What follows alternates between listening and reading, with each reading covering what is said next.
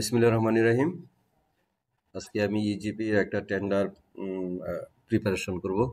একদম শুরু থেকে আমি এই টেন্ডারটা প্রিপারেশনটা তৈরি করব এবং চেষ্টা করব এটা পাবলিশ পর্যন্ত যেতে। এটা শুরু করছে প্রথমে আমি এটা মাই এপিপিতে গেলাম। ইতিমধ্যে আমাদের এপিপি গুলো চেয়ারম্যান মহোদয় কর্তৃক অর্থাৎ হোপ কর্তৃক অনুমোদিত আছে।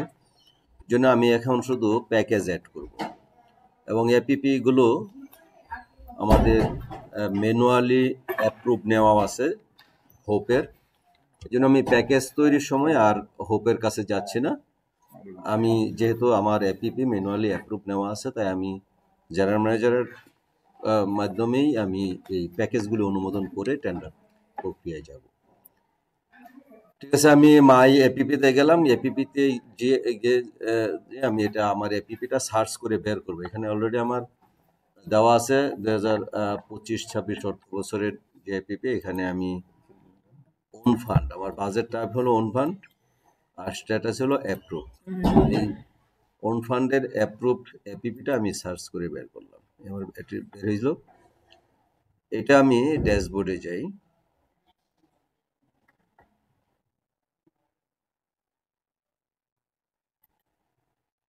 হ্যাঁ, এই ড্যাশবোর্ড থেকে আমি এখন এই যে এখানে একটা নতুন প্যাকেজ অ্যাড করব। অ্যাড নিউ প্যাকেজ, আমি এখানে যে প্যাকেজটা অ্যাড করব।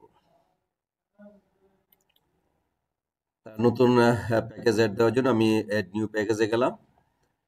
আমি যে টেন্ডারটা করব সেটার এখানে যে পার্টিকুলার গুলো আছে এগুলো আমি আমার এখানে একটা প্যাকেজ তৈরি করছি। এটা হচ্ছে যানবাহনের টায়ার টিউব পারচেস করব। এটা এখানে কিছু পার্টিকুলার আমাকে দিতে হবে।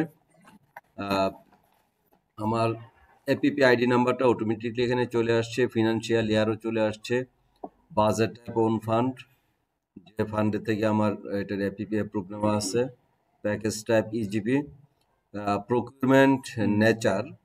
এখানে দেখেন আমি কি ধরনের সেবা বা পণ্য কিনতে চাই। এটা হচ্ছে গুডস। আমাদের এপিপির পার্টিকুলার কয়টাই গুডস ওয়ার্কস সার্ভিস, আমি গুডস নেব।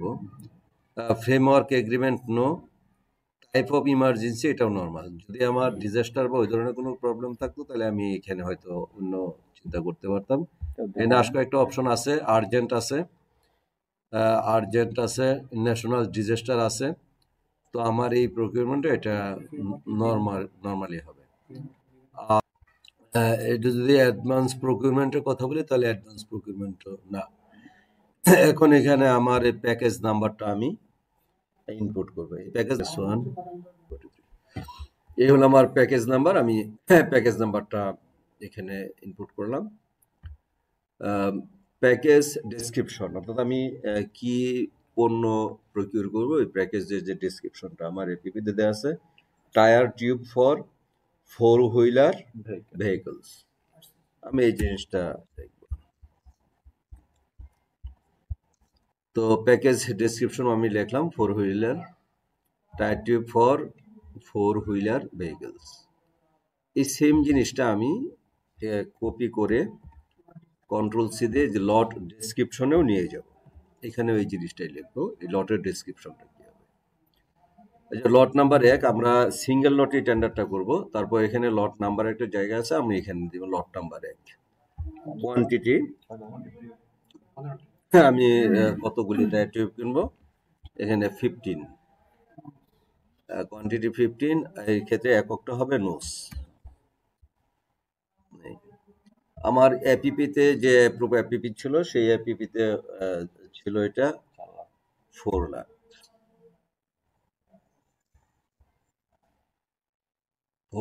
এই টাকার অঙ্কটা ভুল করাও সম্ভব না, কারণ আমি এটা বাইরে ক্লিক করলে দেখা যাবে যে কথায় লেখা চলে আসছে। এটা একটা সুবিধা যে ইজিপিতে চাইলে আমি এই কিছু জিনিস ইচ্ছা করলে ভুল করতে পারবো না। এটা 4 লাখ লেখা ছিল। এখন সিলেক্ট ক্যাটাগরিজ করতে হবে। সিলেক্ট ক্যাটাগরিজ মানে হলো যে কোন ধরনের প্রতিষ্ঠানগুলো থেকে আমি এই টেন্ডারটা আশা করতে পারি, অর্থাৎ কারা এইগুলি সরবরাহ করে। স্পেয়ার পার্টস,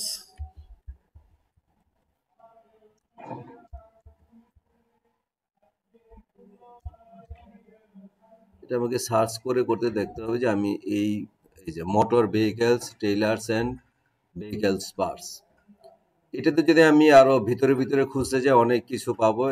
এই যে যদি আমি প্লাস চিহ্ন দেবো আরো একদম পার্টিকুলার দেখা গেছে যে আমি অনেক টেন্ডার পাবো, কিন্তু আমি জাস্ট পুরাটাই নিব। আমি চাই ধরনের যত ব্যবসায়ী আছে সবাই টেন্ডারে পার্টিসিপেট করুক, এই জন্য আমি এই পুরাটুকুকেই সিলেক্ট করে নিলাম।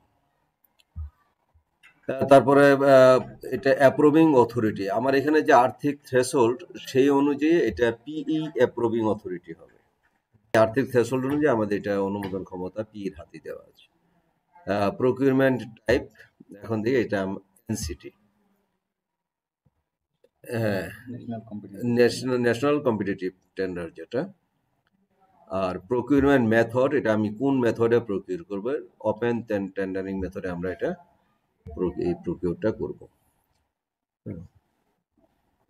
এই পর্যন্ত আমার ডাটা এন্ট্রি করা শেষ হলো।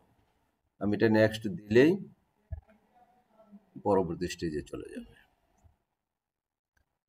তারপরে যে অংশটা আসছে যেটা হচ্ছে আমরা টেন্ডার নোটিশ করার জন্য যে কিছু ডেট দিই, সেটা এটা expected date of advertisement of IFTR on EGP date, এই এক্সপেক্টেড ডেটটা আমি দিয়ে দিলাম।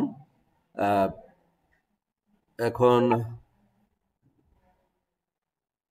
কয় তারিখ, 27 না, আমি এক্সপেক্টেড ডেট দিলাম আগামী 30 তারিখে, আমি 30 করতে টেন্ডারটা পাবলিশ করব।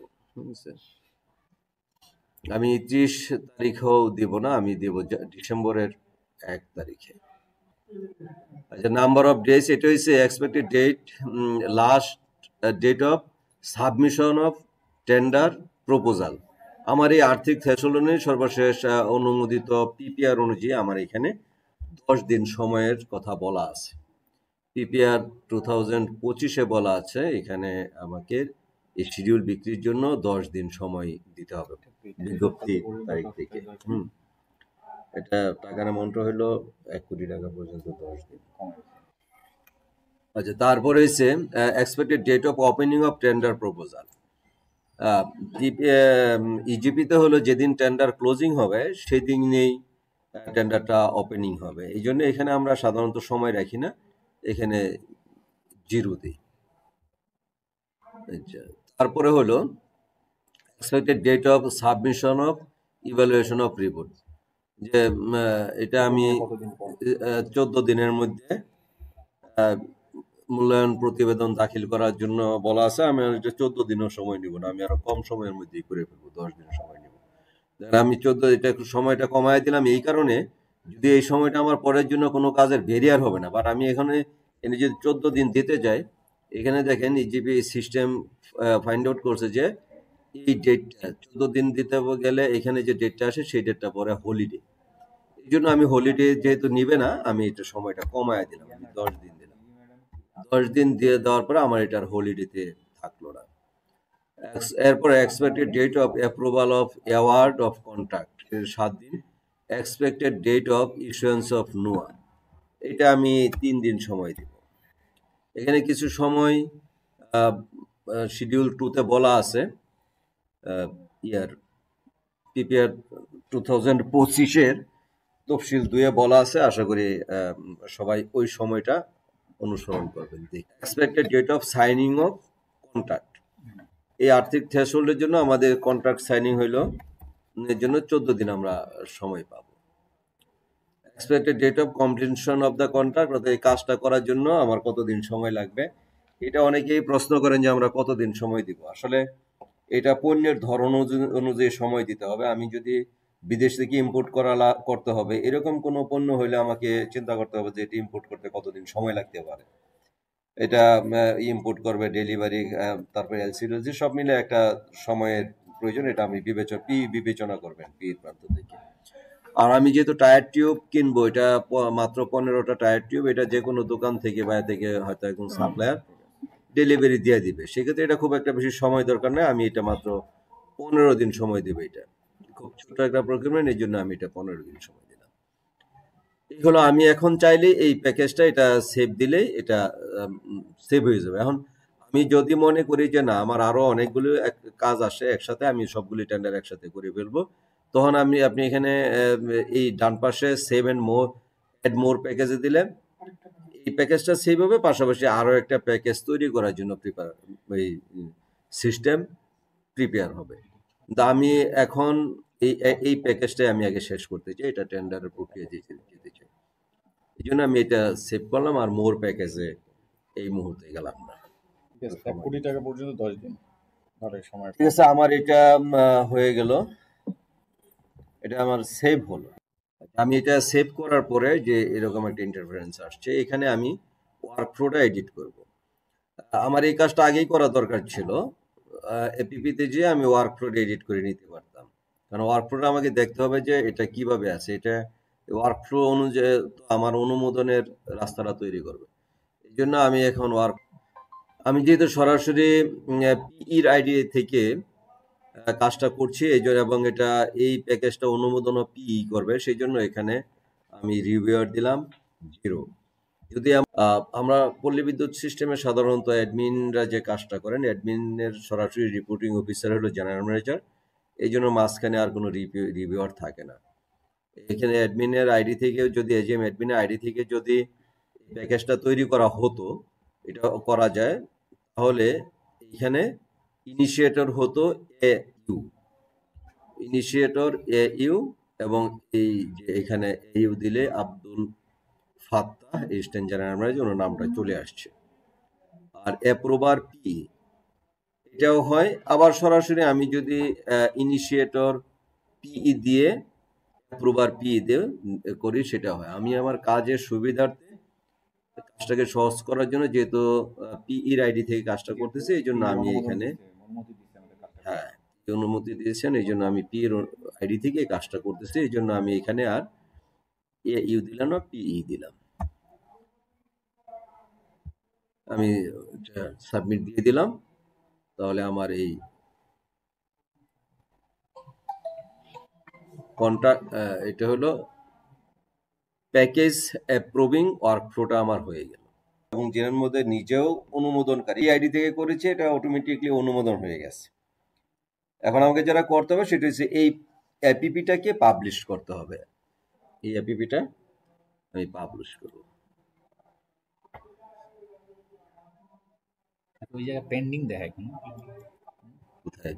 ওই জায়গাটাতে এটা অনুমোদন হইলে আর পেন্ডিং দেখায় না, অনুমোদন হওয়ার আগ পর্যন্ত পেন্ডিং দেখায়। এখনো পেন্ডিং দেখাচ্ছে যে পাবলিশ করতে হবে,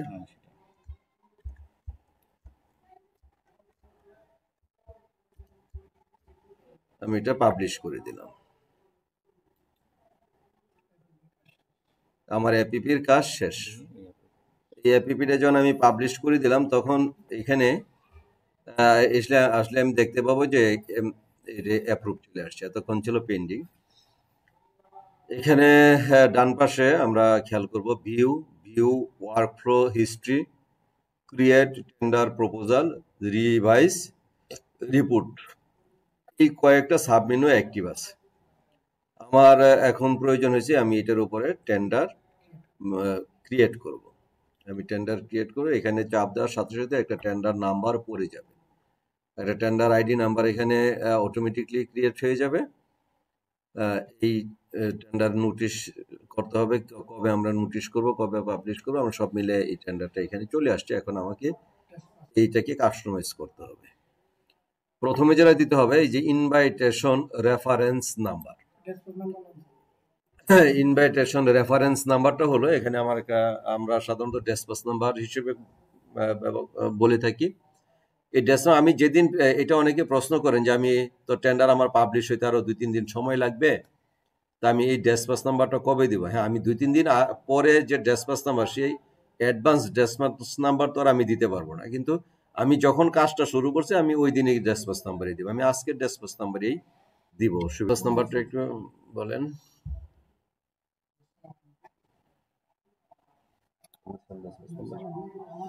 আচ্ছা, আমি এখানে ডেসপাস নাম্বারটা দেব।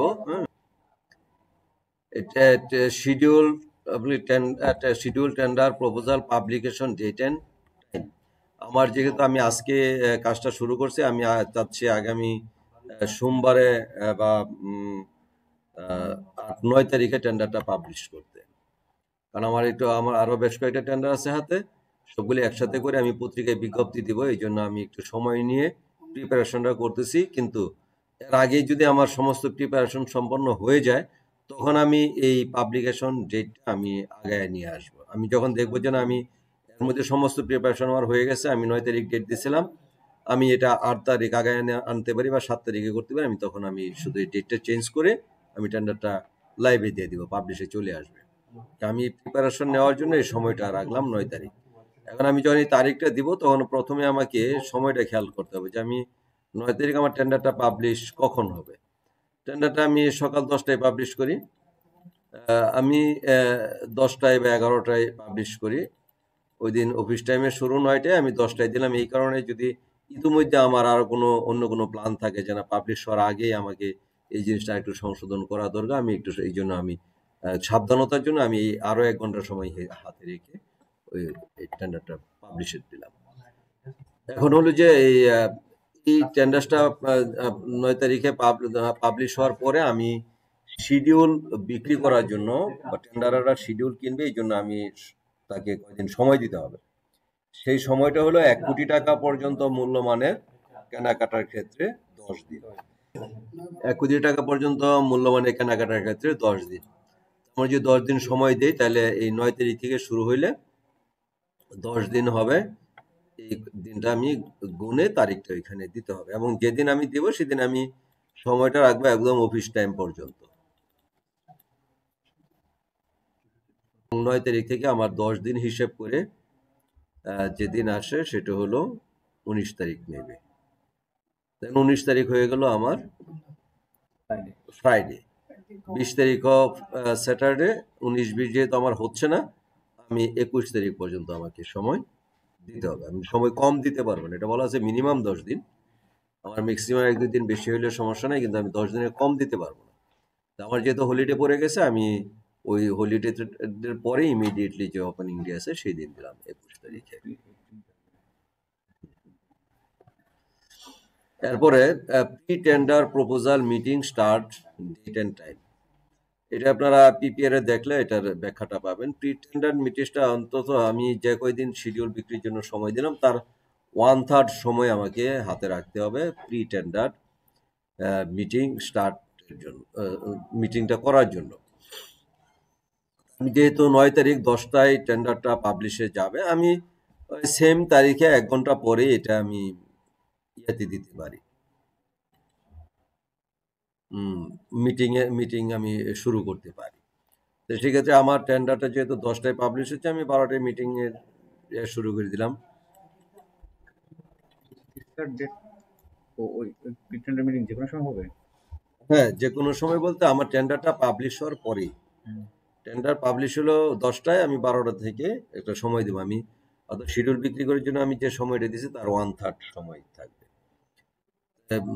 আমার 10 দিন বিক্রি করার পর 21 তারিখ, তো তার 1/3, 9 থেকে 21 তারিখ যে কয়দিন আছে, 10-12 দিন হয়, তার 1/3 আমি অন্তত 4 দিন সময় দিলাম। 9, 10, 11, 12, আমি 12 তারিখ পর্যন্ত তাকে 12 তারিখ পর্যন্ত সময় দিব প্রি টেন্ডারের জন্য।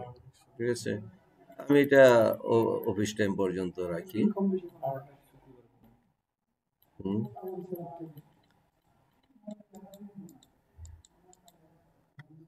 12 তারিখ যদি শুক্রবার পরে, আমি 14 তারিখ পর্যন্ত দিব সময়। আচ্ছা, টেন্ডার প্রপোজাল ক্লোজিং। আমরা একটা জিনিস জানি যে যেদিন আমি টেন্ডার শিডিউল বিক্রি করব, তার ইমিডিয়েটলি পরের দিনই আমার টেন্ডারটা ক্লোজিং হইতে হবে। 21 তারিখ পর্যন্ত আমি যেহেতু শিডিউল বিক্রি করলাম 5টা পর্যন্ত, আমি জাস্ট পরবর্তী কর্মদিবস 22 তারিখ 22 তারিখ আমি টেন্ডারটা ক্লোজ করব। সেই টেন্ডারটা ক্লোজ করব আমি কখন? আমি 12টায় সময় দেব। হ্যাঁ, ক্লোজিং ডেট, অর্থাৎ আমার যেদিন শিডিউল বিক্রি লাস্ট ডেট, যে লাস্ট সেলিং ডেট, তার পরবর্তী ওপেনিং ডেতেই টেন্ডারটা ক্লোজিং হবে। সেই ক্লোজিং এবং ওপেনিং একই একই টাইমে, যখন টেন্ডারটা ক্লোজ হবে সাথে সাথেই এটা ওপেনিংও হয়ে যাবে। এবং স্টেপটা আপডেট করছে, এখন আর কোনো কমিটি এটা ওপেনিং করতে হয় না, এটা অটোমেটিকলি ওপেন হয়ে যায়। আচ্ছা, last date and time for tender proposal security submission. আমি টেন্ডারটা ক্লোজিং হচ্ছে আমার 22 তারিখ 12টায়। তো আমি সেই 22 তারিখ 11টা পর্যন্ত আমি সময় দিতে পারি টেন্ডার সিকিউরিটি সাবমিট করার জন্য। তার মানে হচ্ছে ম্যানুয়ালি যখন সাবমিশন ছিল তখন হচ্ছে সাবমিশনের সাথে সাথে ছিল, এখানে একটু সময় বেশি। না, সাবমিশনের সাথে সাথে কোরাই ওকে, বুঝতে পারছি। এটা হলো টেন্ডার সিকিউরিটি, প্রপোজাল সিকিউরিটি যেটা আর কি। টেন্ডার সিকিউরিটিটা জমা দেয় সাধারণত ম্যানুয়াল টেন্ডারে ছিল হচ্ছে ব্যাংক গ্যারান্টি অথবা পে অর্ডার আকারে টেন্ডারের সাথে দেওয়া যেত। 12টায় কেউ টেন্ডার ক্লোজ থাকলে সে তাৎক্ষণিকভাবে ব্যাংক থেকে নিয়ে এসেও দিতে পারতো। আমরা ওইখানে এই সুযোগটা রাখতেছি যে টেন্ডার সাবমিশনের আগ পর্যন্ত সে তাকে আমরা সময় দিলাম। অন্তত আমি 12টায় যেহেতু টেন্ডারটা ক্লোজ করলাম, আমি 11টা পর্যন্ত ওই দিন সময় দিই যে এই 11টা পর্যন্ত সে টেন্ডার সিকিউরিটি সাবমিট করতে পারবে। এখন এখানে ইলিজিবিলিটি অফ টেন্ডারার কনসালটেন্ট।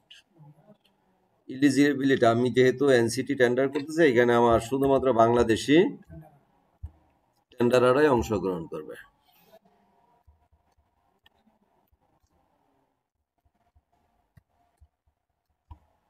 বাংলাদেশি টেন্ডারার বা বিডার ওনারাই শুধু অংশগ্রহণ করবেন। Brief description of goods and related service. এইখানে আমার এই যে দেখেন এই জায়গায় লেখা ছিল, আমি আগেই লিখছিলাম tyre tube for 4 wheel vehicles, এই জিনিসটাই আমার। আর এর চেয়ে বেশি যে ডেসক্রিপশন দেওয়া আছে সেগুলো আমি পার্টিকুলার একদম স্পেসিফিকেশনে ডিটেল বলে দেব। এখানে tyre tube for 4 wheel vehicles, এটি আমার পণ্যের ডেসক্রিপশন। এখানে আরো কিছু বিষয় আছে।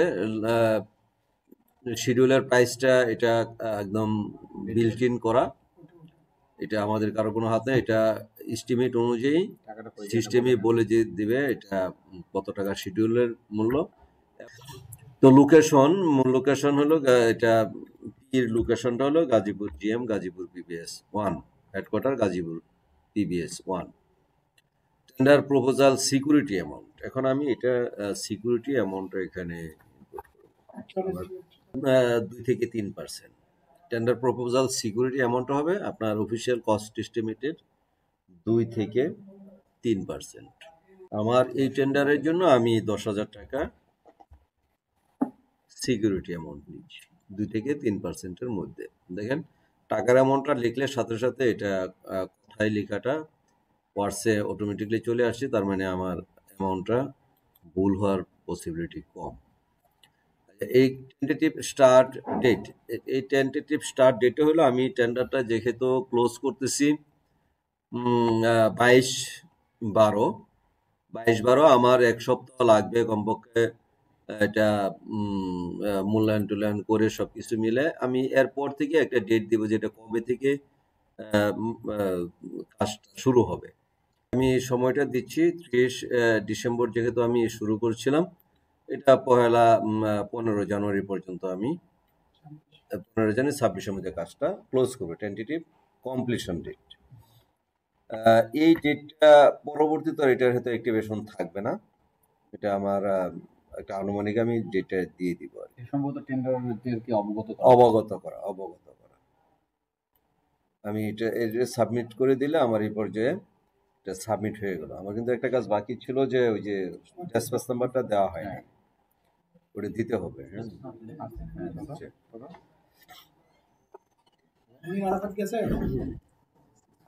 এখন tender proposal validity period 220 days, sorry এটা 120 days, বলে দিল 120।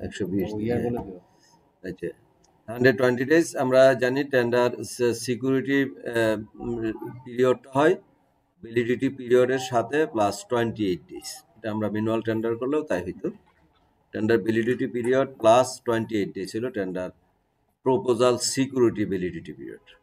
তো আমি এটাকে সাবমিট দিয়ে দিলাম।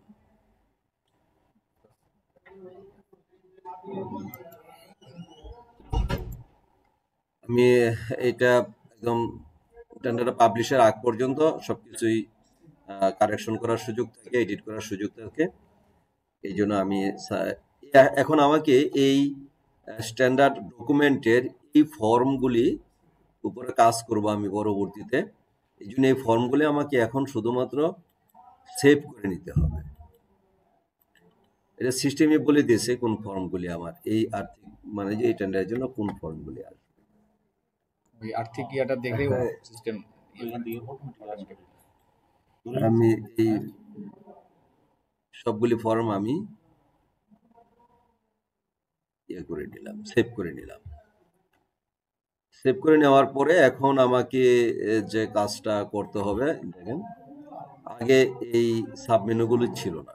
আমি নোটিশের কাজ করার পরে ডকুমেন্ট আসলো, ইভালুয়েশন আসলো।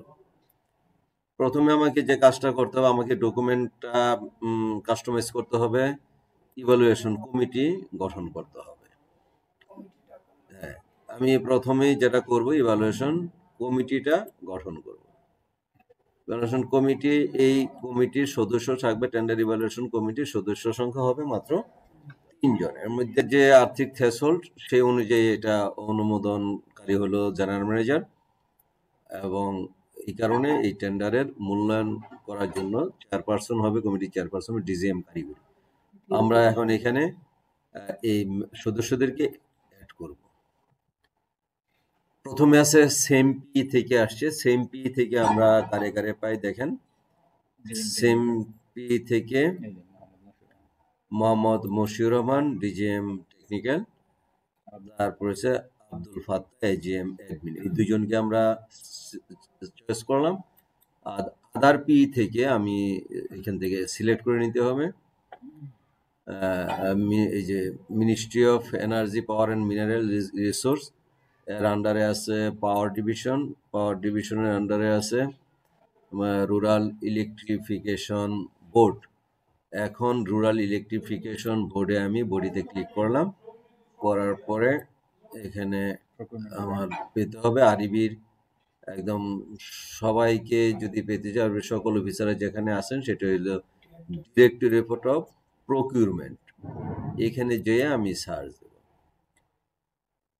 সার্চ দিলে আমি এখন যে অফিসারকে খুঁজে বের করতে চাচ্ছি তাকে আমি এই তালিকা থেকে খুঁজে বের করব। তাকে আমরা অ্যাড করে নিলাম। তো আমাদের 3 জন সদস্য অ্যাড হয়ে গেছে। এর মধ্যে ডিজিএম টেকনিক্যাল উনি হবেন chairperson, assistant general manager admin উনি হলেন মেম্বার সেক্রেটারি, আর অ্যাসিস্ট্যান্ট ডিরেক্টর ম্যানেজমেন্ট অপারেশন উনি মেম্বার। এইভাবে আমরা কমিটিটাকে ফর্ম করে নিলাম। কমিটিটা ফর্ম করার পরে এখন এই কমিটিকে নোটিফাই করার জন্য আমাকে একটা ওয়ার্ক ফ্লো করতে হবে। এই কমিটিকে নোটিফাই করার জন্য একটা ওয়ার্ক ফ্লো করতে হবে। যদি এটা এজিএম অ্যাডমিনের আইডি থেকে বা ডিজিএম ক্যাটাগরি বা অন্য কোনো আইডি থেকে এই টেন্ডারটা করা হতো, তাহলে উনি তো ওই কমিটিকে নোটিফাই করার জন্য এখতিয়ার রাখেন না। আলটিমেটলি জেনারেল ম্যানেজারের মাধ্যমেই নোটিফাই করতে হতো। সেই জন্য এইখানে একটা ওয়ার্ক ফ্লো করে নিতে হবে। আর এই টেন্ডারটা যেহেতু সরাসরি জিএম এর আইডি থেকে প্রিপারেশন করা হচ্ছে, এই জন্য এখানে আমি রিভিউয়ার দিলাম 0। সাবমিট দেওয়ার পরে আমি এটাকে যেহেতু আমার কাঙ্ক্ষিত মধ্যে পাওয়া গেছে ইনিশিয়েটর পি, রিভিউয়ার পি, এই জন্য এটা করার পরে আমার এখানে নোটিফাই কমিটি মেম্বার্স কথাটা চলে আসছে। আমি আমার কমিটি যেহেতু ঠিক আছে এটাই থাকবে, আমি নোটিফাই করে দিলাম। আমি জাস্ট লিখে দিই নোটিফাইড।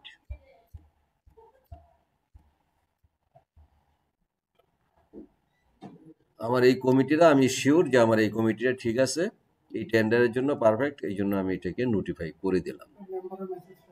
মেম্বাররা মেসেজ পেয়ে গেল। এখন আমাকে যে কাজটা করতে হবে সেটা হচ্ছে এই ডকুমেন্টটা তৈরি করতে হবে। এই ডকুমেন্টটা তৈরি করতে হবে, এটি হচ্ছে টেন্ডারের এখানে মূল কাজ। ডকুমেন্টে দেখেন এখানে কিছু ইনস্ট্রাকশন টু টেন্ডারার্স, এটা আমার কিছু করা নাই, এখানে বলা আছে টেন্ডারের জন্য কিছু নিয়ম নীতি যেগুলি বলা আছে। তারপরে টেন্ডার ডাটা শিট আমাকে কাজ করতে হবে এই জায়গায়। টেন্ডার ডাটা শিটে এটাকে এডিট করতে হবে। এখানে আমার যে চাওয়া পাওয়ার কি আছে না আছে সবগুলো এখানে বলতে হবে। তারপরে আমার এখানে কাজ করতে হবে এই পিসিসিতে। পিসিসির দুইটা অংশ, একটা হচ্ছে পিসিসি টু ফিল ইন আর একটা পিসিসি নট এডিটেবল।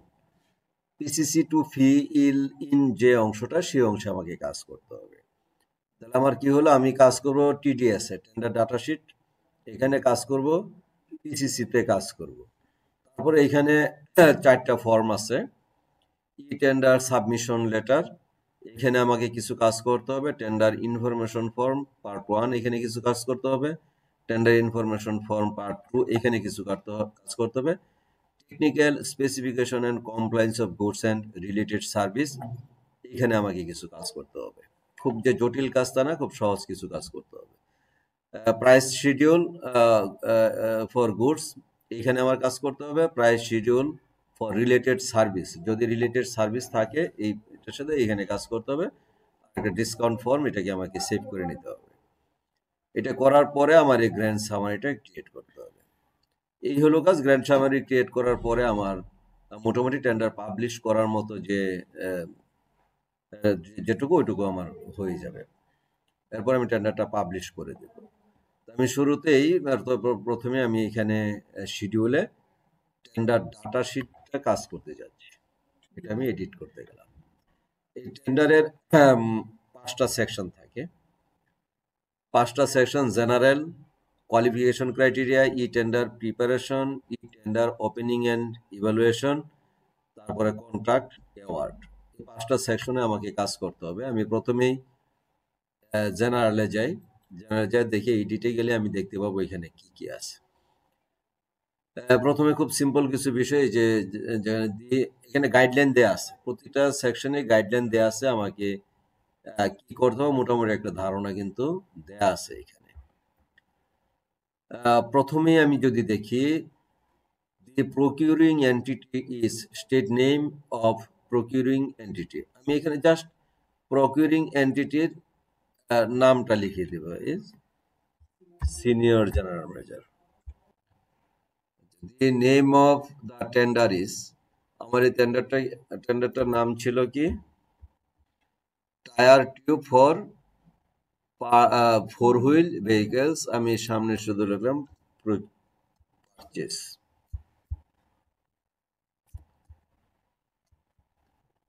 আচ্ছা, এখন এই যে টায়ার টিউব ফর কিভাবে, এটা আমার আসলে সেভ করা ছিল, আমি এনে কন্ট্রোল বি চাপতে চলে আসলো আর কি।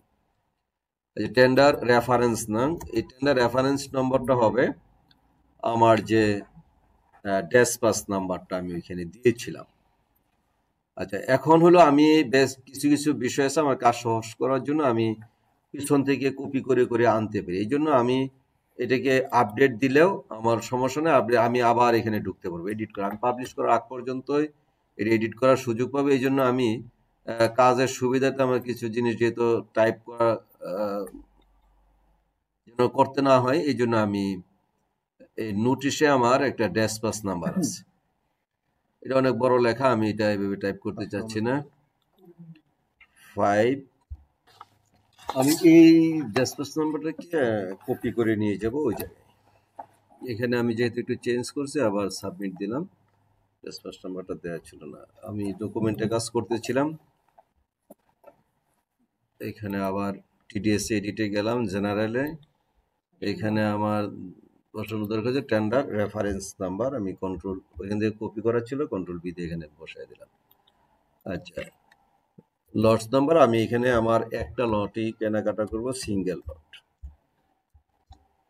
শুধু লিখে দেব সিঙ্গেল লট। আমরা ইজিবিতে কখনো একাধিক লটের কেনাকাটা করি না, সিঙ্গেল লট। আমি এরপরে যে আমার ইনস্ট্রাকশনটা যেটা দেওয়া ছিল এটাকে আমি রিমুভ করে দিলাম। পরবর্তীতে আছে দি source of public fund is, আমরা কেনাকাটা করি আমাদের ওন ফান্ডে। ইনস্ট্রাকশনটুকু আমাকে দেওয়া হচ্ছে ছোট করে, এটা আমি রিমুভ করে দিলাম। তারপর বলছে the name of the development partner is, আমার আসলে এটা ডেভেলপমেন্ট পার্টনারের সাথে সম্পর্কিত না, এই জন্য এটা আমার জন্য নট অ্যাপ্লিকেবল, এই টেন্ডারের জন্য not applicable. টেন্ডারার্স from the following countries are not eligible. বলছে কোন দেশের টেন্ডাররা এলিজিবল নয়। বাংলাদেশ ছাড়া আর কোন টেন্ডাররাই এই টেন্ডারের জন্য এলিজিবল না। আমি বলে দিছি বাংলাদেশি টেন্ডারার্স। এখানে আমি দুইটা জিনিস বলতে পারি, এক বলতে পারি যে অ্যাজ পার টেন্ডার নোটিশ, অথবা বলতে পারি যে accept Bangladeshi টেন্ডারার, accept Bangladeshi tender. এটা বাংলাদেশি টেন্ডারার ছাড়া সবাই not eligible. Goods from the following countries are not eligible. Bangladeshi টেন্ডারার Bangladesh ছাড়া সকল টেন্ডার এলিজিবল, কিন্তু গুডস কিন্তু অন্যান্য দেশেরটা এলিজিবল। সেটা কি? শুধুমাত্র ইসরায়েল দিতে পারবে। আমার এই অংশের কাজ শেষ, আমি আপডেট অল ক্লোজ দিয়ে দিলাম। 1 ঘন্টা মতো বাড়তেছে। আচ্ছা বাড়ছে। নেটওয়ার্ক আমরা জেনারেলটা কাজ করলাম। Qualification criteria, section 2 qualification criteria আসি। এখানে কিছু ইনস্ট্রাকশন দেয়া আছে। বলছে কি, the minimum years of general experience of the tenderer in the supply of goods and related services as supplier shall be। এটা হলো কি, এখানে আমি কত বছরের জেনারেল এক্সপিরিয়েন্স চাই, অর্থাৎ আমি যে পণ্যটা কিনবো সেটা সরবরাহ করার জন্য কেমন সাপ্লায়ার দরকার, অনেক বেশি অভিজ্ঞ সাপ্লায়ার দরকার কিনা। আমি মাত্র 4-5 লাখ টাকার একটা ওই টায়ার টিউব নিব, এইটা তো খুব বড় যে সাপ্লায়ার হইতে হবে। এটা নতুন নতুন ছোট ছোট ব্যবসায়ীরা এই মালামালগুলি সরবরাহ করতে পারে। এই জন্য আমি ছোট ব্যবসায়ীদেরকে বরং উৎসাহিত করব যে তারা যেন ব্যবসায় আসতে পারেন, এক সময় বড় হইতে পারেন। এখানে ইজিবি বলে দিচ্ছে যে মিনিমাম 1 বছরের হইতে হবে। হ্যাঁ, মিনিমাম 1 বছরের। তা আমি মিনিমাম 1 বছর দিই, আমার ছোট মাত্র 4-5 লাখ টাকার একটা টেন্ডার, এটা নতুন একজন টেন্ডার আর আসুক না, অসুবিধা কি, আমি উৎসাহিত করি। আমি 1 বছরেরই এটা জেনারেল এক্সপিরিয়েন্স চেয়ে নিলাম। তারপরে the minimum specific experience as supplier in supply of similar goods of at least one contract successfully completed within the last মানে বছরটা আমি দিব স্টেট নাম্বার, ফলে বিল অফ অ্যাট লিস্ট টাকা এত। এটা বলছে যে আমাকে এখানে গাইডলাইন দেওয়া আছে, এখানে গাইডলাইন দেওয়া আছে যে এটা কিভাবে হবে। এটা বলছে যে আমার যে এস্টিমেটেড কস্ট তার 50 থেকে 70% মধ্যে একটা সিঙ্গেল চুক্তিতে অর্থাৎ একটা ওয়ার্ক অর্ডারে 50 থেকে 70% মূল্যমানের মালামাল সরবরাহ করার একটা অভিজ্ঞতা কত দিনের মধ্যে। আমি যেহেতু এখানে বলছি যে তার 1 বছরের জেনারেল এক্সপিরিয়েন্স থাকতে হবে, তাহলে স্পেসিফিক এক্সপিরিয়েন্স তার বেশি হবে না, বরং কম হবে, কিন্তু 1 বছরের নিচে তার এখানে কোনো সুযোগ নাই, অপশন নাই। এটা 1 বছরই রাখি। হ্যাঁ, আচ্ছা, তাহলে আমি এখানেও বলবো single room it is complete at least আমি 1 বছরে দিই। 1 ইয়ার্স, 1 কথার আগে আমি কথায় লিখে দিই 50 থেকে 70%। বুঝি নাই।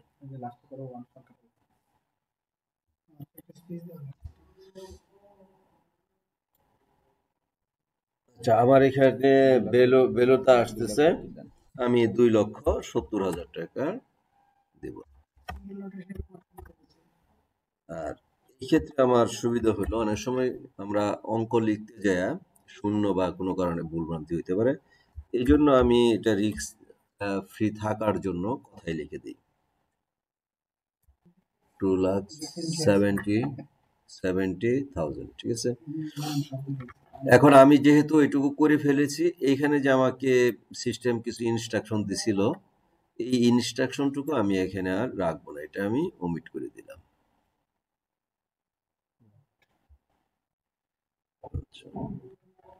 তারপরে হলো যে minimum amount of financial resources as liquid asset or working capital or credit lines or specific credit commitment or in any combination of them the tenderer shall be। আমি আসলে এখানে মিনিমাম এটা খুব ছোট একটা টেন্ডার, এটার জন্য আমি অনেক কিছু চাইতে যাব না। আর ফিনান্সিয়াল রিসোর্সের জন্য, ঠিক আছে, লিকুইড অ্যাসেট হিসাবে আমি শুধুমাত্র স্পেসিফিক ক্রেডিট লিমিটটাকেই দেখব। হ্যাঁ, এখানে আরো অনেকভাবে সে তার লিকুইড অ্যাসেট শো করতে পারে, কিন্তু আমি স্পেসিফিক ক্রেডিট কমিটমেন্টটাকে এখানে আমি বিবেচনা করব। ঠিক আছে, অন্য অনেক কিছু আর আমি দেখতে চাই না। খুব ছোট্ট একটা টেন্ডার, সেই জন্য specific credit commitment of the টেন্ডারার shall be টাকা। এখন এখানে আমি টাকার অ্যামাউন্টটা লিখবো। এখানে বলা আছে যে 80 থেকে 100%, আমার এস্টিমেটেড ভ্যালুর 80 থেকে 100% পরিমাণ টাকা, একটা রাউন্ড ফিগার আমি এখানে বসায় দিব। আমি 3,50,000 টাকার চাওয়ার পরে এখানে যে আমাকে একটা ইনস্ট্রাকশন দিছে, এটুকু আমি আগেরটা হচ্ছে কি এক্সপিরিয়েন্স হিসেবে আমরা কিন্তু ওয়ার্ক অর্ডারগুলি কাউন্ট করতে পারি না। ওয়ার্ক অর্ডার বা নোয়া কিন্তু এক্সপিরিয়েন্সের প্রমাণক না। এক্সপিরিয়েন্সের প্রমাণক হলো ওয়ার্ক কমপ্লিশন সার্টিফিকেট বা প্রত্যয়নপত্র যেটা দেয় সেটা হবে প্রমাণক। অনেক সময় আমরা দেখি যে টেন্ডাররা তারা অনেক শত শত নোয়া দিয়ে দিচ্ছে, ওয়ার্ক অর্ডার দিয়ে দিচ্ছে। আসলে এই ওয়ার্ক অর্ডার নোয়ারটা সে কাজ করলো কি করলো না, এটা তো প্রমাণক না। প্রমাণক হলো যে কমপ্লিশন সার্টিফিকেট তাকে দিতে হবে। পর্যন্ত কাজ শেষ, আমি এই ক্লজটুকু আপডেট করে দিলাম। আমি পরবর্তী ইয়াতে যাচ্ছি, সেকশনে ই টেন্ডার প্রিপারেশন। কোয়ালিফিকেশন ক্রাইটেরিয়া শেষ করলাম, ই টেন্ডার প্রিপারেশন। এখন আমি দেখবো ই টেন্ডার প্রিপারেশনে আমার কি কি জিনিস চাইছে। Income tax assessment year shall be insert assessment ইয়ার। আসলে এটা আমরা আমাদের কি ইনকাম ট্যাক্স অ্যাসেসমেন্ট ইয়ারের কথা বলেছি। আমি যে মুহূর্তে টেন্ডারটা করতেছি সেই মুহূর্তে 24-25 অর্থ বছরের অ্যাসেসমেন্ট ইয়ারটা এখনো শেষ হয় নাই, এটা এখনো চলতেছে। গভর্নমেন্ট এখনো সময় দিছে। এমন হইতে পারে আমি টেন্ডারটা প্রিপারেশন করতে করতে সময়টা শেষ হয়ে যেতে পারে। আমি এত আসলে জানি না যে এটা কি হবে। এটা যেহেতু এনবিআর করে, অন্য একটা সংস্থা করে, সরকারি এজেন্সি করে, এই জন্য আমি স্পেসিফিক ইয়ারটা না দেয়া আমি এখানে লিখে দেব immediate past assessment year of the financial. এটা আমরা জানি আমাদের কোন ফিনান্সিয়াল ইয়ার পর্যন্ত কমপ্লিট হয়েছে। এই মুহূর্তে হয় tender shall submit with its tender the following additional document। আসলে আমরা খুব ফিউ মূল্যমানের টেন্ডার এটা, এই জন্য আমি এখানে আর এডিশনাল কোনো ডকুমেন্টস প্রয়োজন আছে বলে আমি মনে করছি না। ঠিক আছে, এটা আমার এলসি এমন কিছু আর তেমন কিছু ডকুমেন্টের প্রয়োজন নেই। এখানে বলা আছে tender security will be permitted, will not be permitted, will be permitted. ঠিক আছে, এটা tender security will be permitted. আচ্ছা, the required information regarding claims under litigation shall be current or during the last insert number year। এখানে আমি টেন্ডারের এর আগে 1 বছরের মাত্র তার অভিজ্ঞতা চাইছি। 1 বছরের আমি তাহলে তার মামলা মোকদ্দমা লিটিগেশন হিস্ট্রি আমি খুব বেশি দিনের আমার নেওয়ার প্রয়োজন না। আমি যে সময়ের অভিজ্ঞতা চাইছি সেই সময়ের টুকু তার থাকলেই হইল। অথবা আমি আরো অনেক বেশি, কিন্তু আমি তো তাকে চাইছি যে সে 1 বছরের জন্য ব্যবসা অভিজ্ঞতা আছে কিনা।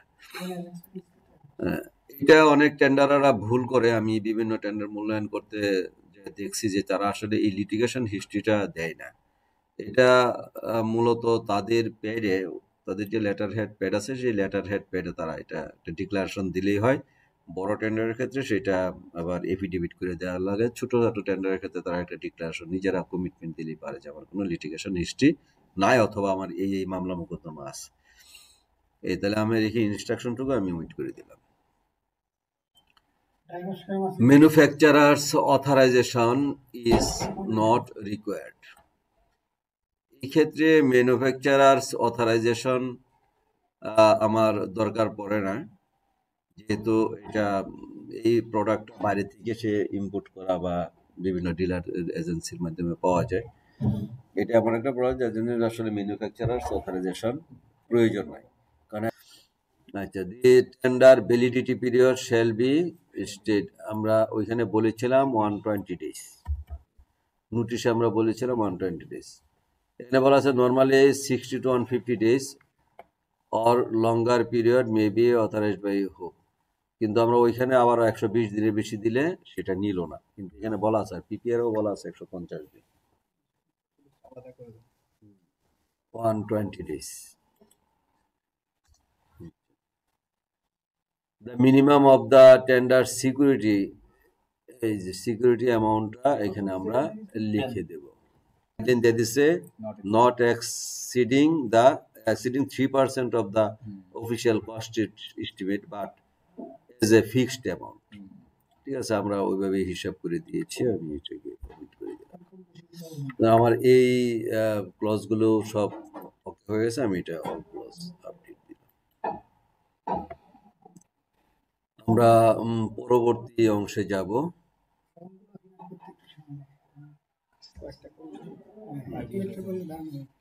আমরা আমাদের প্রিপারেশনটা হয়ে গেছে টেন্ডার ওপেনিং এন্ড ইভালুয়েশন। দেখেন এখানে প্রথমে একটা এই জায়গায় বলা আছে the application applicable economic factors of the purpose of evaluation of the tenderer shall be adjustment of deviations in the delivery and completion schedule, ঠিক আছে, adjustment for deviations in the delivery and completion schedule, আমরা কাজ করার জন্য বা মালামাল সরবরাহ করার জন্য একটা নির্দিষ্ট সময় দিই, এই সময়ের মধ্যে যদি কাজ করতে না পারে তাহলে কি হবে, তাহলে এখানে বলা আছে যে আমরা পিপিআর এ বলা আছে আমরা 0.03 থেকে 0.05% পর্যন্ত জরিমানা আরোপ করতে পারবো, যেটাকে এলডি বলে। 0.02 থেকে 0.05% মেবি। আমরা একদম সর্বোচ্চটাও দিব না, আমরা সর্বনিম্নটাও দিলাম না, আমরা মাঝামাঝি একটা 0.03% আমরা নিলাম।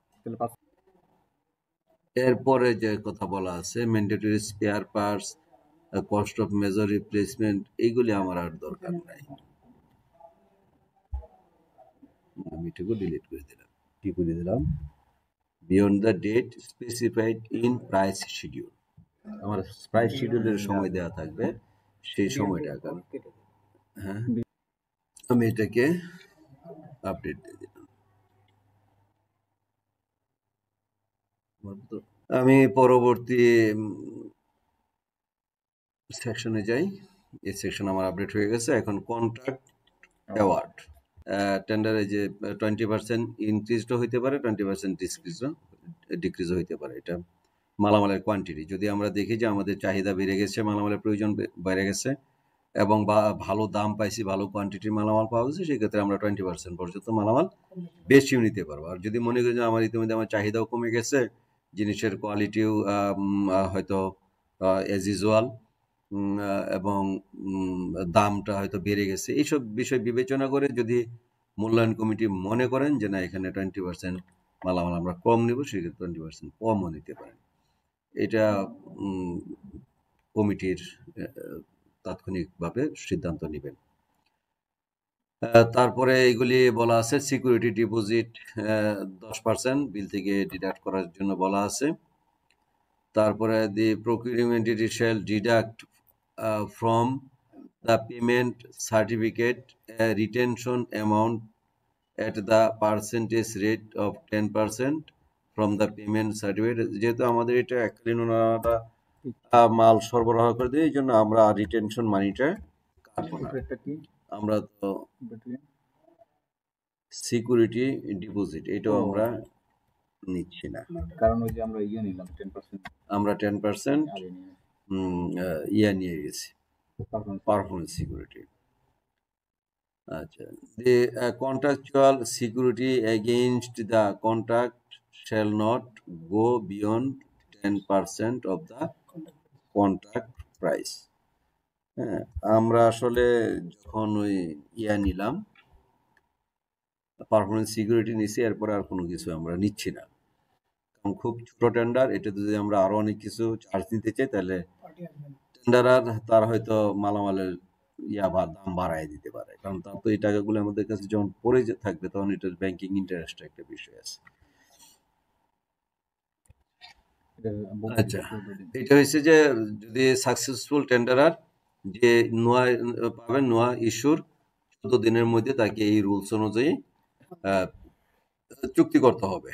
Adjudicator proposed by the procuring entity is insert name and address.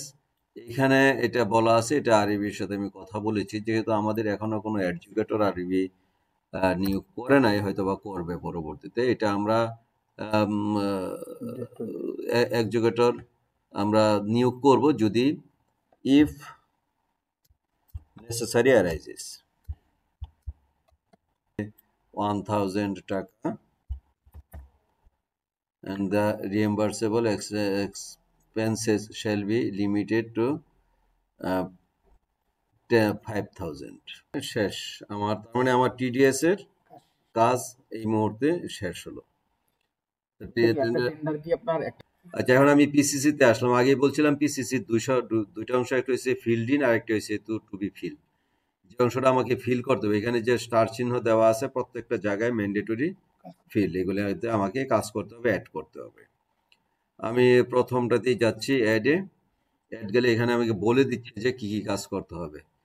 The site points of delivery is আর, এখানে কোন জায়গায় আমার ইয়াগুলি ডেলিভারি হবে, অর্থাৎ আমার মালামালগুলি ডেলিভারি কোথায় হবে। আমরা জানি আমরা কিছু কিছু বড় বড় আইটেম থাকে, লাইক খুঁটি বা অন্যান্য কিছু, সেগুলি আমরা ডেলিভারি করার সময় আগেই বলে দিই আমরা টেন্ডারকে যে গাজীপুর 2-এ দিবেন 100 কোটি, গাজীপুরে হ্যাঁ 1-এ দিবেন 100 কোটি, বিভিন্ন সাইট আমরা লোকেশন বলে দিই। বাট এখানে টোটাল সামান্য কিছু মাল একটা জায়গায় হবে, এই জন্য সাইট লোকেশন হবে হেড, কোথাকার হেডকোয়ার্টার গাজীপুর PBS 1।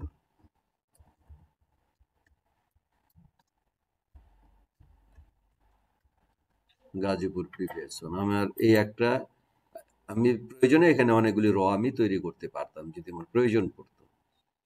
তারপরেরটাতে যাই, এখানে কি বলছে, the following documents shall also be part of the contract, insert the name of the document.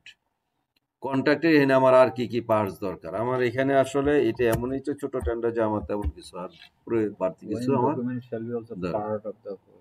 other documents following part of the contract. The following document shall also be, যে আদার কোনো document থাকে, এখানে সিস্টেমই অনেকগুলি document এই ইয়ার সাথে কন্ট্রাক্টের সাথে add করে দিবে।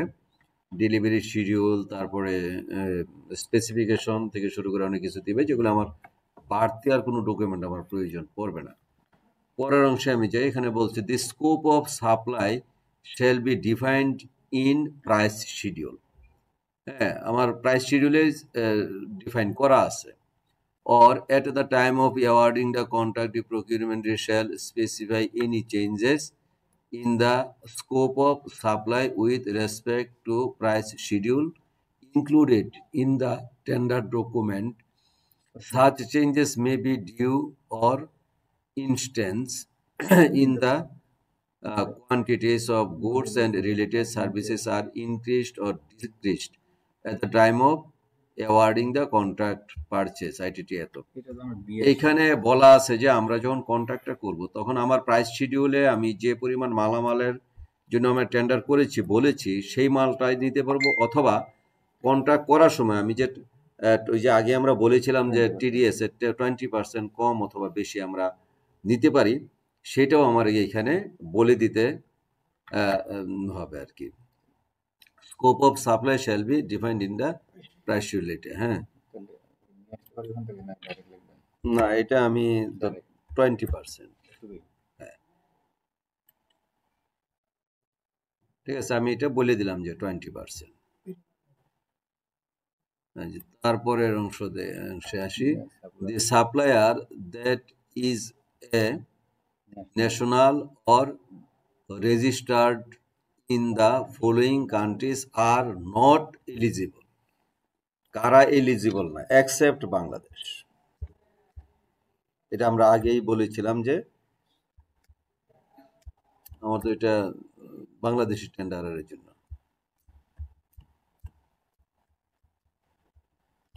এটা আমি TDS এও বলেছি, টেন্ডার নোটিশও বলেছি এবং PCC তেও বলতে হচ্ছে। পরেরটা ঠিক একই জিনিস, এটা কোন কান্ট্রির মাল আমার জন্য not eligible, Israel.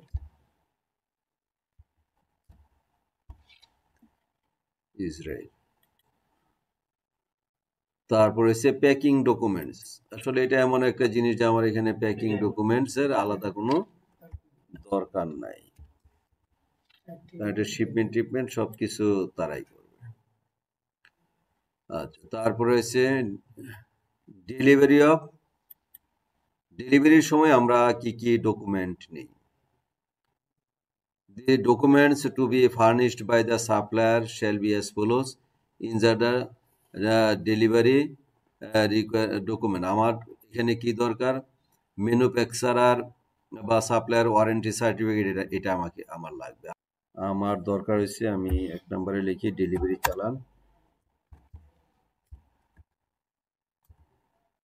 R manufacturer suppliers warranty certificate.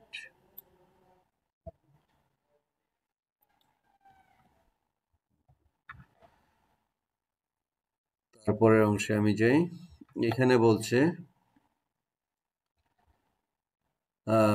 on delivery and acceptance insert amount shall be paid purchase to this is equals এত। হ্যাঁ, আমি অ্যাডভান্স পেমেন্ট দিব না 0%, ঠিক আছে।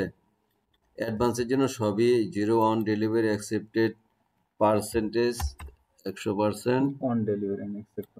হ্যাঁ, 100% মালামাল নিব, 100% তাকে পেমেন্ট দিয়ে দিব, ঠিক আছে। আমি কোনো অ্যাডভান্স পেমেন্ট দিব না। এই অনেক বড়। তারপরে হয়েছিল পরের অংশে আমি 30 দিনের মধ্যে দিয়ে দিব বলছি, ঠিক আছে।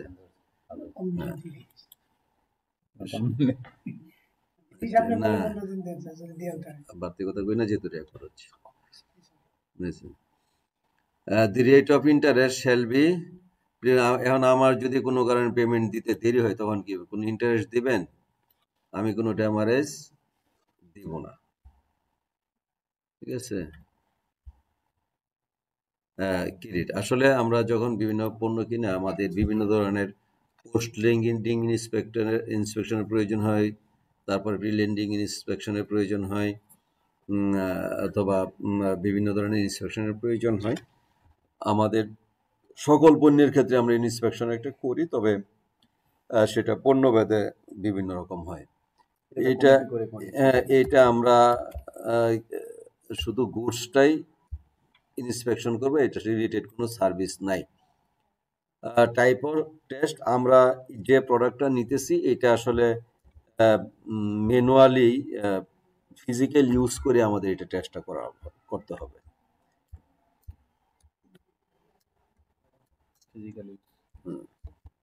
আমরা টায়ার টিউব নিচ্ছি, তো এগুলি ফিজিক্যাল ইউজ করে দেখতে হবে এটার কোয়ান্টিটিটা কেমন। এটা মেশিনারি টেস্ট করার মতো কোনো ইয়া নাই।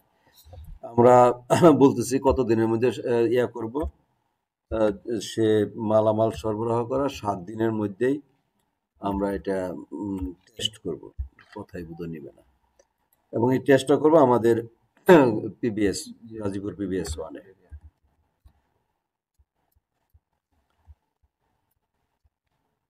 টেস্টটা করবো আমরা গাজীপুর PBS 1-এর মধ্যে, এবং এটা কোন প্রসিডিওরে করবো আমরা তো আগে বলেছি, যেহেতু আমরা ফিজিক্যাল ইউজ করে টেস্টটা করব। এটা ডিজিটাল ম্যানুয়াল দুটাই হইতে পারে, ম্যানুয়ালও হইতে পারে, ডিজিটালও হইতে পারে প্রসিডিওরটা। ওয়ারেন্টি পিরিয়ড শ্যাল বি, এখানে আমি কত দিনের ওয়ারেন্টি পিরিয়ড চাই?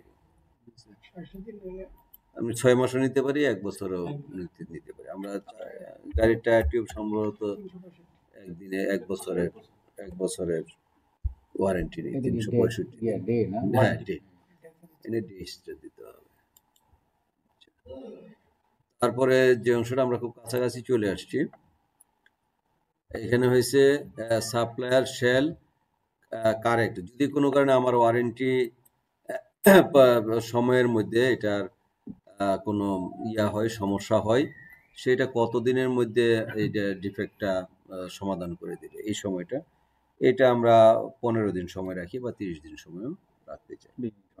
হুম বা 20 দিন সময় দিলাম, 20 দিনের মধ্যে এটা কারেকশনটা করে দেবে। আচ্ছা, তারপরে হয়েছে লিকুইড ড্যামেজ। এটা হচ্ছে ম্যাক্সিমাম আমরা নিতে পারবো 10%, ঠিক আছে। আর হলো 0.03 থেকে 0.05%-এর মধ্যে আমরা 0.03%-এই চেয়েছিলাম। না 0.3 হ্যাঁ, 0.03 থেকে 0.05% পর্যন্ত আমরা লিকুইড ড্যামেজ করতে পারবো, তাই এটার ম্যাক্সিমাম 10% পর্যন্ত।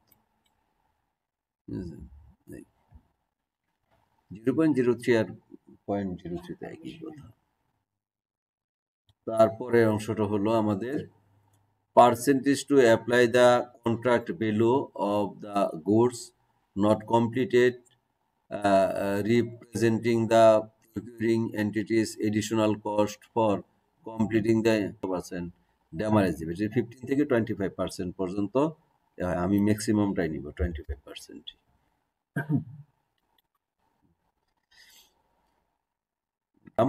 অ্যাডজুকেটর আমরা ইফ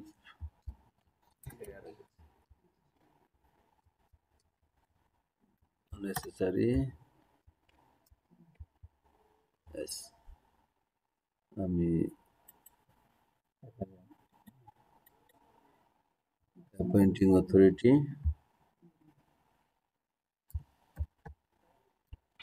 DREB।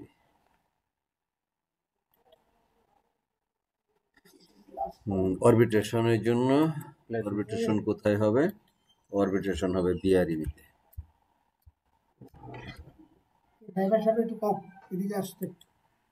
আমার তাহলে পিসিসির কাজও আমাদের শেষ হয়ে গেল। এখন আমরা এই যে ফর্মগুলি আছে এখানে কিছু জিনিস মানে বিল্ট ইন আছে, তারপরে আমাদের কিছু জিনিস কাস্টমাইজ করা লাগবে। প্রথমে দেখি আমরা ই টেন্ডার সাবমিশন লেটার ফর্মে, এইটা আমরা শুধুমাত্র এটা সেভ করব। এখানে এই কাজগুলি করবে হ্যাঁ, ই টেন্ডার সাবমিশন লেটার, যে এটা আমরা শুধুমাত্র সেভ করব। এখানে কিছু কমিটমেন্ট আছে যেগুলি আমরা মানে এই যে পি এগ্রি করবে, তারপরে কনসালটেন্ট এগ্রি করবে, এটা শুধুমাত্র ফর্মটা আমরা সেভ করব, এখানে কাস্টমাইজ করার কিছু নাই। আচ্ছা, তারপরে এখানে আমরা দেখব যে প্রিপেয়ার রিকোয়ার্ড ডকুমেন্ট লিস্ট। এই টেন্ডার সাবমিশন লেটারে আমার কি কি ডকুমেন্ট লিস্ট লাগবে সেটা আমি চাইব, ঠিক আছে। এখানে সাবমিশন লেটারে আমার কি কি দরকার আমি দেখব যে পরবর্তীতে আরো যে কিছু ফর্ম আছে ওইখানে আমার এগুলি আছে কিনা। এখানে তার মানে আমার কিছুই বিল্ট ইন নাই। আমি পরে দেখি যে আমার যে রিকোয়ার্ড, সাধারণত আমরা এটা টেন্ডার শুরু করার আগে একটা করে নেব যে আমার এখানে কি কি ডকুমেন্ট আমি চাইবো। আমি চাইবো valid trade licence, income tax certificate last মানে যে এটাকে টিডিএস বলা লাস্ট ফিসক্যাল ইয়ারের। তারপরে আমি চাইবো যে তার এক্সপিরিয়েন্স, তার ভ্যাট রেজিস্ট্রেশন, হ্যাঁ। তারপরে আরেকটা জিনিস আমি চাইবো যেটা, সেটা হচ্ছে যে সে যে প্রোডাক্টটা আমাকে ডেলিভারি দিবে এটার সে উৎপাদনকারী না হলে ম্যানুফ্যাকচারার্স অথরাইজেশন বা ডিলারশিপ এজেন্সি, এই সার্টিফিকেটগুলি আমি চাইব। এবং আমি আরেকটা জিনিস চাইবো, সেটা হচ্ছে তার গ্যারান্টি। এই গ্যারান্টি সে কতদিনের জন্য দেবে। সে যদি আমার ওই স্পেসিফিকেশন কমপ্লাই করে তাহলে আমি দেখবো যেটা সে গ্যারান্টিটা দিবে, একটা কমিটমেন্ট দিবে। এগুলো আমি দেখি যে ই টেন্ডার সাবমিশন এনে কোনো কিছু বিল্ট ইন করা নাই। ই টেন্ডার ইনফরমেশন ফর্ম, এই ফর্মটা আমি আগে দেখব। এই সবগুলি ফর্ম আমাকে এখানে ফিল আপ করতে হবে। হ্যাঁ,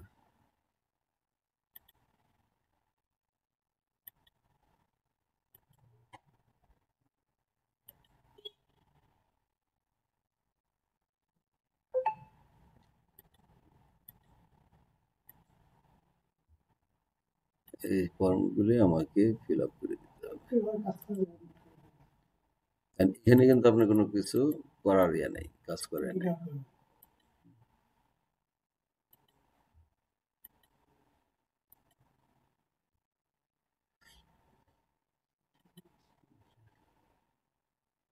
তারপরে এখানে আমি দেখি রিকোয়ারমেন্ট ডকুমেন্ট কি কি আছে। এখানে কিছু ডকুমেন্ট বিল্ট ইন করা আছে। জেনারেল এক্সপিরিয়েন্স আমরা যেটা চাইছি এটা সে এখানে দিবে। স্পেসিফিক এক্সপিরিয়েন্স এটাও সে দিবে। সাপ্লাই প্রোডাকশন ক্যাপাসিটি এটাও এটা এখানে বিল্ট ইন করা আছে, আমরা এডিশনাল চাই নেই। যে ফিনান্সিয়াল ক্যাপাসিটি সার্টিফিকেট এটা হিসেবে আমরা কি দেখব, ফিনান্সিয়াল ক্যাপাসিটি আমরা কিন্তু বলে দিয়েছি যে সে দিবে ব্যাংক থেকে, সে শুধুমাত্র আমাদেরকে ক্রেডিট কমিটমেন্ট দিবে, সেটাই তার ফিনান্সিয়াল ক্যাপাসিটি হিসেবে গণ্য হবে।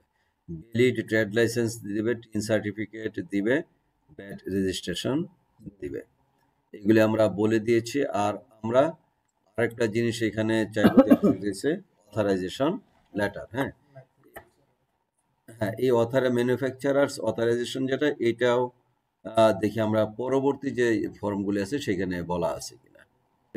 সেভ করি।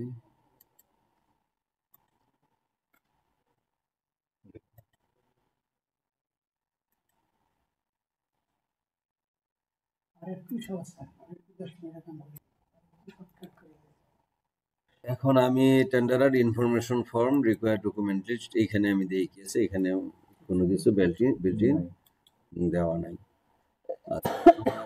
যেগুলি চাইছি আমরা ছোট টেন্ডারে, এর চেয়ে বেশি আমার কিছু আমার দু একটা ডকুমেন্ট শুধুমাত্র বাকি আছে। Technical specification and compliance of goods and related service, এটা ফিল আপ দ্য টেবিল। হ্যাঁ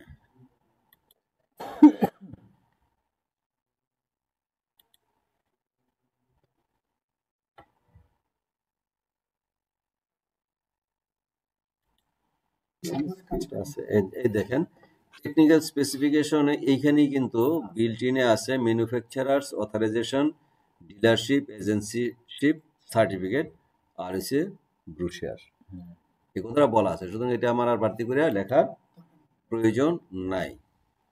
এখন আমাকে যেটা করতে হবে সেটা হচ্ছে প্রাইস এন্ড ডেলিভারি শিডিউল, এটা তৈরি করতে হবে। প্রাইস শিডিউল ফর রিলেটেড সার্ভিসটা করতে হবে, ডিসকাউন্ট ফর্মটা করতে হবে। এখন এই টেকনিক্যাল স্পেসিফিকেশনটা এটা আবার আমার এখানে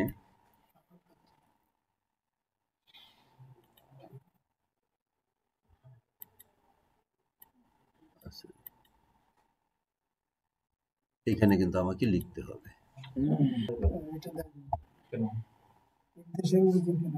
না ইয়ে দেন, এটা দেওয়ার পর আমরা ইয়ে দেন, সিমিলার দেন, সিমিলার তো দেওয়া যায়। ডিটেল স্পেসিফিকেশন এটা আপনাকে কালেকশন করে তারপর দিতে হবে। এটা করার সুযোগ আছে, এডিট করার সুযোগ আছে পাবলিশে যাওয়ার আগ পর্যন্ত। কোথায় টেস্ট করব? গাজীপুর PBS1, গাজীপুর PBS1-এ আমরা টেস্ট করব। এই পর্যন্ত আমাদের এই কাজ শেষ। এখানে মেইন আমাদের এটা হলো যে এই স্পেসিফিকেশনটা আপনার যথাযথভাবে দেওয়া, এই স্পেসিফিকেশনটাই মেইন। আচ্ছা, কারণ হচ্ছে এখন একটা জিনিস আমাদের মনে রাখতে হবে যে টেন্ডারার যে মন গড়াভাবে সে প্রাইস কোট করার সুযোগ নাই। 10%-এর অফিসিয়াল কস্ট এস্টিমেটেড 10%-এর অ্যাভাব যদি সে দর সাবমিট করে, তাহলে সিস্টেমই ওই টেন্ডারটাকে অটোমেটিকলি বা মূল্যায়নে দিবে না। এটা মূল্যায়নই যাবে না, সিস্টেমই তাকে রিফিউজ করবে। আচ্ছা, তারপরে হয়েছে সর্বনিম্ন যে টেন্ডার প্রাইস, সেটাও কিন্তু ওই সিস্টেম নির্ধারণ করে দিবে, এটা ক্যালকুলেশন করে সূত্র দেওয়া আছে সেই হিসেবে। আচ্ছা দেখেন, আমরা এই পর্যন্ত কাজ করলাম। হ্যাঁ, আচ্ছা, আমি এই টেন্ডার সাবমিশন ফর্মে একটা জিনিস আমি দেখলাম যে পরবর্তীতে নাই, রেজিস্ট্রেশন ফর কন্ট্রাক্ট সিগনেটরি। এখন আমার প্রাইস শিডিউল ফর গুডস ফর্মটাকে আমি এই ফর্মটা ফিল আপ করতে হবে। প্রথমে দেখেন আমার এটা হচ্ছে serial number 1, description of item, এই যে এটা দেখে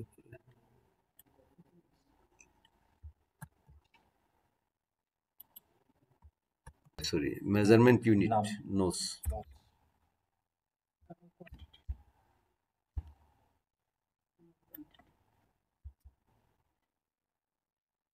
তারপরে কাজটা কোথায় কমপ্লিট করবে, Gazipur PBS 1 headquarter, Gazipur PBS 1। কয়দিনের মধ্যে করবে, এখানে এই সময়টা আপনার মূল ফ্যাক্টর।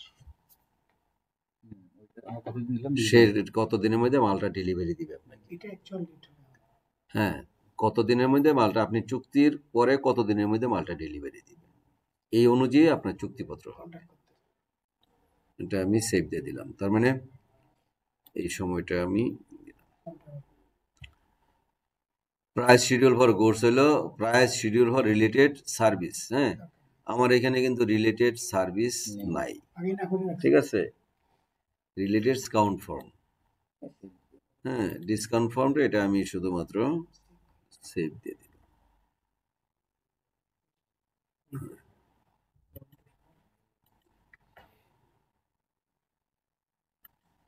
আচ্ছা, ওই যে এই ফর্মটা সেভ না দিলে টেন্ডারটা নাম দিতে পারে। হ্যাঁ, আসসালামু আলাইকুম। না না, আমি যে এখনো আছি এখানে রাজেন্দ্রপুরে। না দিলে চলবে না।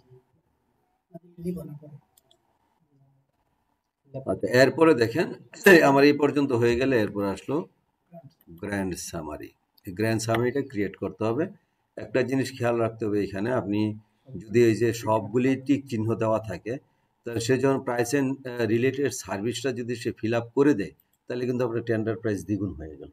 বাট আমি এমন একটা প্রোডাক্ট কিনতেছি এটার সাথে আর কোনো রিলেটেড সার্ভিস নাই, কোনো সার্ভিসের রিলেশন নাই, সেক্ষেত্রে আমি এটাকে আনমার্ক করে দিব। আমি যখন এই পর্যন্ত কাজ করার পরে এখন আমাকে যেতে হবে নোটিশে যাই। নোটিশে যায় দেখেন এখানে এই যে প্রিপেয়ার গ্র্যান্ড সামারি, হ্যাঁ কথাটা লেখা আছে। আমি কিন্তু গ্র্যান্ড সামারি প্রিপেয়ার করে আসছি, বাট এখানে এই প্রিপেয়ার গ্র্যান্ড সামারির জায়গায় যখন পাবলিশ বাটনটা আসবে তখনই বুঝবেন আমার পিছনে সকল কাজ শেষ। ঠিক আছে, দেখেন ক্লারিফিকেশন অফ টেন্ডার প্রপোজাল, এখানে আমি ক্লারিফিকেশন কখনো দেব না, ক্লারিফিকেশন দরকার নেই, ছোটখাটো টেন্ডার দরকার। অফিসিয়াল কস্ট এস্টিমেটটা এখানে স্ক্যান করে এই যে অফিসিয়াল কস্ট এস্টিমেটটা বসাবো, অফিসিয়াল কস্ট এস্টিমেটটা দেব। তারপরে এই অফিসিয়াল কস্ট এস্টিমেটের যে অ্যাপ্রুভালের যে শিটটা কমিটি যে ইয়াটা তৈরি করলো, সেটা আমি এখানে আপলোড করব। এটা কে দেখবে? এটা কেউ দেখবে না, না এটা প্রমাণক হিসেবে থাকবে। আর এখানে যে অফিসিয়াল কস্ট এস্টিমেটটা দিব, সেই কস্ট এস্টিমেট ধরেই সিস্টেম টেন্ডারটাকে ফিনান্সিয়াল মূল্যায়নে আপনাকে হিসাব নিকাশগুলি করে দিবে। এই অফিসিয়াল কস্ট এস্টিমেটটা বসানোর সময় এটা কোনোভাবেই ভুল করা যাবে না, ঠিক আছে, এটা ভুল করা যাবে না, এটা অ্যাকচুয়াল ফিগারটা দিতে হবে এবং ফাইন্যান্সিয়াল ইভালুয়েশন করে দেবে। ফিনান্সিয়াল ইভ্যালুয়েশন তো সিস্টেম করে দিবে আপনাকে। এই জন্য এখানে আপনার অফিসিয়াল কস্ট এস্টিমেটটা খুব সিরিয়াসলি বসাইতে হবে, যেটা ভুল না হয়, এবং এটা প্রমাণক হিসেবে এখানে আপনি এটাকে আপলোড করা লাগবে। সুতরাং অফিসিয়াল কস্ট এস্টিমেটটা অনেক গুরুত্বপূর্ণ, সেন্সিটিভ এবং কনফিডেন্সিয়াল একটা বিষয়, এবং এই কনফিডেন্সিয়াল বিষয়টার কারণে এটাকে পাবলিক করা যাবে না। এবং আমি যেহেতু এই ভিডিওটা প্রকাশ করব, এই জন্য আমিও এখানে অফিসিয়াল কস্ট এস্টিমেটটা দিচ্ছি না। একটা কথা বলে রাখি, অফিসিয়াল কস্ট এস্টিমেটটা যখনই আপনি দিবেন, দেওয়ার পরে এই নোটিশে আপনার এখানে ইয়াটা আসবে না, পাবলিশও আসবে না, এখানে আরেকটা ওয়ার্ক ফ্লো আসবে। এটা দেওয়ার পরে আপনার গ্র্যান্ড সামারি হবে, এখানে ওয়ার্ক ফ্লো আসবে, তারপরে এখানে পাবলিশ বাটনটা আসবে। আমরা এটা বন্ধ করে দেই, ঠিক আছে, বন্ধ করে দেই ভিডিও করুন। তো আমি হ্যাঁ ভিডিও কি পাউজ করার সুযোগ আছে নাকি?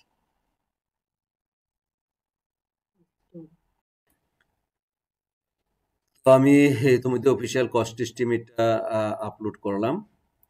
আপলোড করার পরে আমার এখনো কাজ বাকি হয় নাই, অর্থাৎ এখানে ইয়েটা আসে নাই,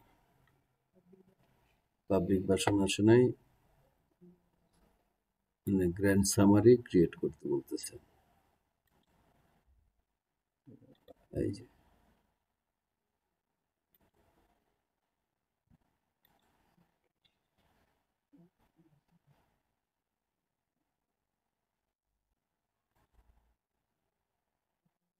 রেড কালার কি দেখাচ্ছে এটা? প্রাইস অ্যান্ড রিলেটেড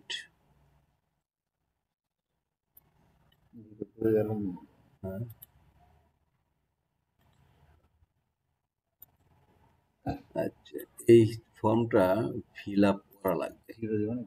না না, এই ফর্মটা ফিল আপ করা লাগবে, কিন্তু আমরা ওইখানে আনমার্ক করে দিচ্ছি। এই ফর্মটা ফিল আপ করা লাগবে, না না করলে গ্র্যান্ড সাবমিটটা আসবে না। অবশ্যই অবশ্যই এটা লিখতে হবে, কিন্তু ওখানে জিরো করতে হবে। হ্যাঁ হ্যাঁ, ওইখানে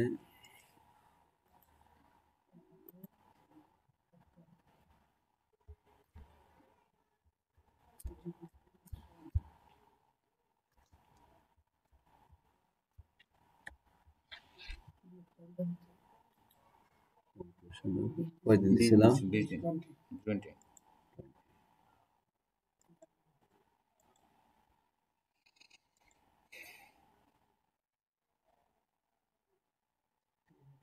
ক্রিয়েট দেন।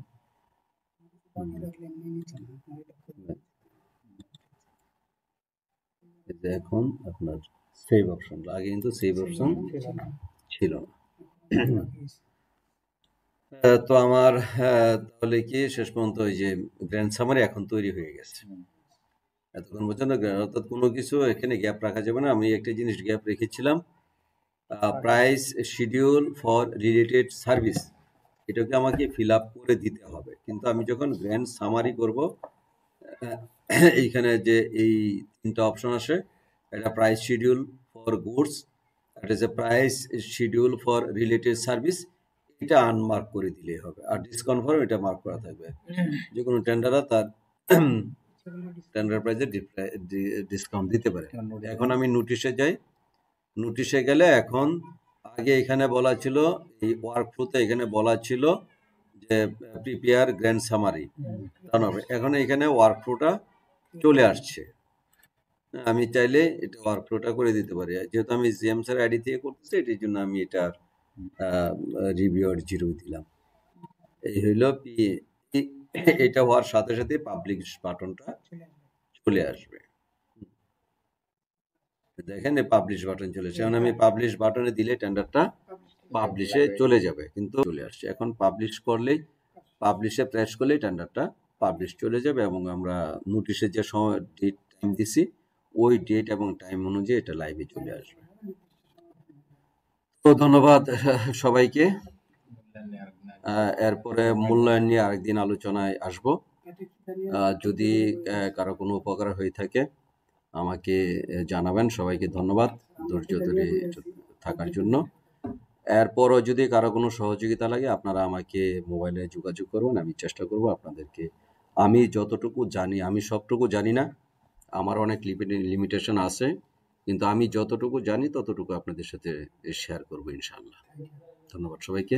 আসসালামু আলাইকুম।